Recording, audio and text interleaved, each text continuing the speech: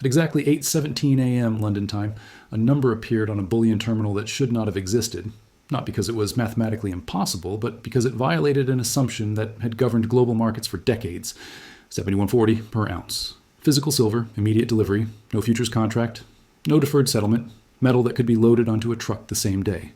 And when that number appeared, trading desks across 3 continents went quiet. Not excited, not euphoric, quiet. Because this was not a price formed by optimism. It was a price formed by fear, the fear that something essential had quietly vanished. This was not a rally in the traditional sense. Rallies are loud. They attract headlines and commentary and celebratory tweets. This was different. Dealers stopped quoting prices altogether. Vault operators delayed confirmations. Clearing desks suddenly required manual review. The market did not surge forward. It hesitated. And when markets hesitate at record prices, it means no one is willing to sell because no one knows if replacement supply exists. Liquidity did not dry up slowly, it evaporated. Just weeks earlier, silver had already been behaving in ways that made experienced traders uncomfortable. At prices that historically would have triggered aggressive profit-taking, selling simply did not appear. Inventory reports became vague. London cited operational constraints. New York referenced temporary settlement delays. Asia stopped publishing export data entirely. These phrases sound bureaucratic, but they have always meant the same thing throughout financial history. The metal is not where it is supposed to be. The illusion that silver is abundant comes from paper, futures contracts, options, swaps, unallocated accounts. These instruments trade in enormous volumes and create the impression of depth and liquidity, but they are not silver. They are promises referencing silver. For decades, this distinction did not matter because almost nobody asked for delivery. Contracts were rolled, positions were netted, cash settled the difference. The system functioned smoothly because it was never tested. In late 2025, it was tested. There was no dramatic announcement, no emergency declaration broadcast across global media. The change arrived quietly, buried inside a regulatory update that reclassified silver as a strategic material subject to enhanced oversight. One sentence, that was all. But that sentence altered the flow of metal that underpins modern industry. Silver is no longer primarily an investment asset. It is infrastructure. It is inside solar cells, electric vehicles, data centers, medical devices, and military systems.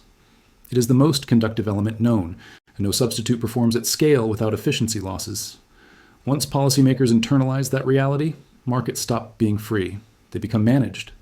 As the weeks passed, the physical and paper markets began to separate. Futures prices continued to trade within familiar ranges, but premiums for immediate delivery exploded.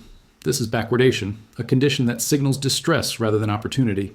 It means the market values metal today more than metal promised tomorrow, because tomorrow has become uncertain. Dealers found themselves unable to hedge. When you sell physical metal, you normally short futures to lock in margin. But if supply disappears overnight, that hedge becomes a liability. A $10 gap move can wipe out years of profit. Faced with that risk, dealers did the only rational thing. They stepped aside. Industrial buyers did not step aside. They stepped forward. Manufacturers do not care about charts or ratios. They care about continuity. A factory without silver does not slow down gracefully.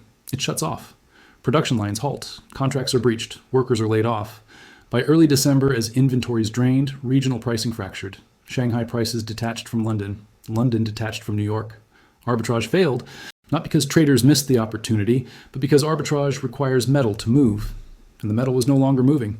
What traders were watching on their screens was not price discovery. It was the collapse of a reference system that no longer reflected reality. This is how structural breaks occur, not with explosions, but with realizations. The realization that silver is not plentiful, that it is not liquid, that it cannot be summoned by leverage or policy. It must be mined, refined, and physically delivered. And when that process is constrained, the price does not search for equilibrium. It searches for surrender. The broader implications reach far beyond silver. Precious metals have always served as mirrors for trust in the monetary system. When confidence in currencies erodes, tangible assets reassert themselves. Gold often leads that process, but silver amplifies it because it straddles two worlds. It is money and it is industry. It is savings and it is supply chain. When silver breaks, it exposes vulnerabilities that paper markets were designed to obscure. By the final days of December, liquidity thinned dramatically. Senior traders were absent. Volumes were light. In such conditions, price does not move smoothly, it jumps.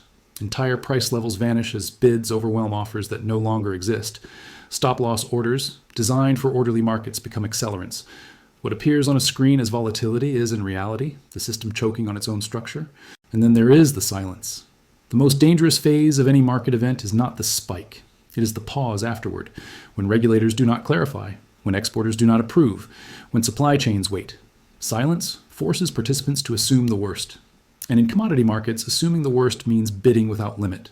This is not speculation. Speculation thrives on reversibility. This is irreversibility. Mines cannot ramp overnight. Refineries cannot be built in months. Substitution is limited by physics. Demand, meanwhile, is not discretionary. Solar installations cannot pause without missing policy targets. Electric vehicle production cannot halt without cascading economic consequences. Data centers cannot function without conductivity. Price becomes secondary to access. Throughout history, moments like this are misinterpreted in real time. They are dismissed as bubbles, squeezes, or anomalies. Only later are they understood as regime changes. The transition from abundance to scarcity is always invisible until it is complete. By the time consensus forms, the repricing has already occurred. What makes this moment different is leverage. The ratio of paper claims to physical metal has grown far beyond historical norms.